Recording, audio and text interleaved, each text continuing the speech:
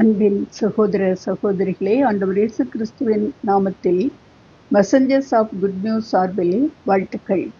ஆண்டவரின் பெரிதான கிருபையால் இந்த புதிய மாதத்தை காண செய்த தயவிற்காக நாம் அவரை துதிப்போம்.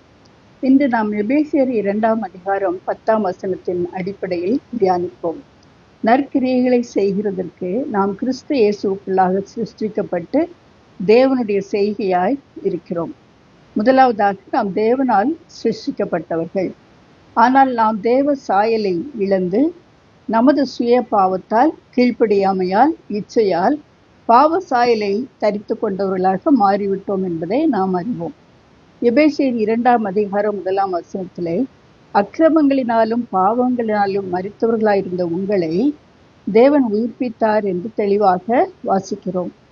தேவன் இரக்கத்தில் ஐஸ்வர்யம் உள்ளவராய் தமது மிகுந்த அன்பினாலே பாவத்தில் மரித்தவர்களாக இருந்த நம்மை இயேசு கிறிஸ்துவின் சிலுவை மரணத்தின் மூலமாக நமக்குரிய தண்டனையை அவர் ஏற்றுக்கொண்டு தமது உயிர்த்தெழுதலினாலே நம்மை உயிர்ப்பித்தார்.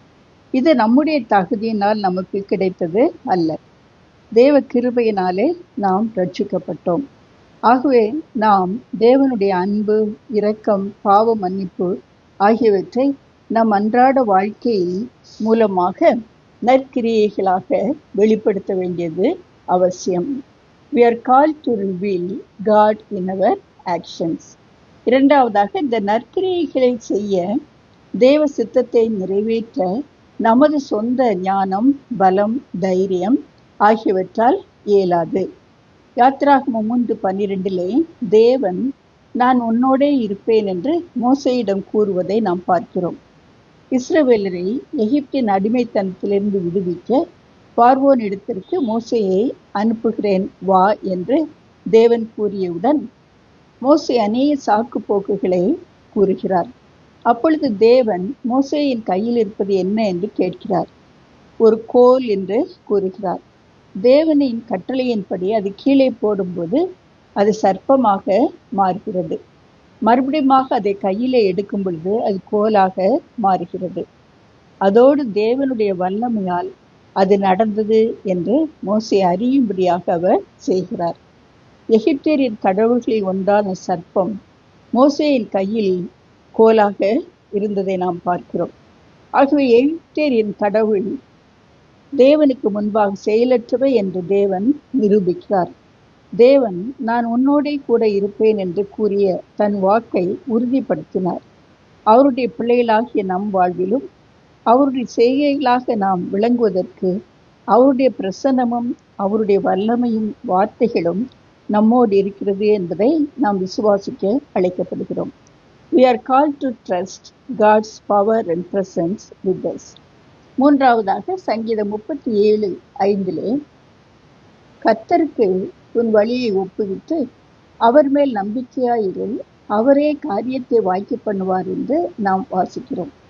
சுயத்தை சார்ந்து செயல்படுகிறவர்களுக்கு ஆண்டவர் எதுவும் செய்ய முடியாது.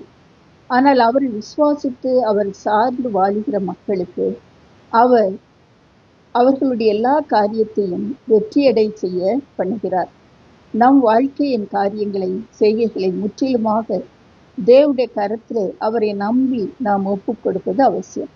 மோசே தேவனை விசுவாசித்து கீழ்ப்படிந்து நம்பி வாழ்ந்தபடியினாலே ஒவ்வொரு நாளும் தேவ நடத்துதலை அவன் உணரவும் இஸ்ரவேலரை வழிநடத்தவும் அவரால் முடிந்தது. நம் வாழ்விலும் நம் அன்றாட வாழ்வின் செயல்பாடுகள், நம் கடமைகள், பிரச்சனைகள், எதிர்ப்புகள், நம் குடும்பம், வேலை எல்லாவற்றையும் ஆண்டவரிடம் ஒப்புவித்து அவரை விசுவாசித்து வாழும்போது அவர் நம்மோடு இருந்து நம்மை வழிநடத்தி அவருடைய சித்தத்தின்படி நம் வாழ்க்கையிலே அவரை வெளிப்படுத்த நமக்கு உதவி செய்கிறார். We are called to commit all of ours in His hands to fulfill God's purpose in our life. ஜெபிப்போம். அன்பின் ஆண்டவரே, நாங்கள் உம்முடைய செய்கைகளாக வாழ, உம்மை எங்கள் இரட்சகராக ஏற்றுக்கொண்டவர்களாக மட்டும் அல்லாமல் உம்மை எங்கள் கிரியைகளிலே வெளிப்படுத்தும்படி நீர் எங்களோடு இருக்கிறீர் என்பதை முற்றிலுமாக விசுவாசிக்க எங்களுக்கு உதவி செய்யும். மேலும் முழுமையாக எங்கள் ஆவி, ஆத்மா, சரீரம் மட்டுமல்லாமல் எங்கள் உடைமைகள் அனைத்தையும் உம்முடைய கரத்திலே ஒப்பு கொடுத்து உம்மை சார்ந்து வாழ எங்களுக்கும் பலனை தாரும். ஆமேன். ஆண்டவரின் கிருபை நம்மோடு இருப்பதாக. உங்கள் அன்பு சகோதரி சாந்தி திலக்.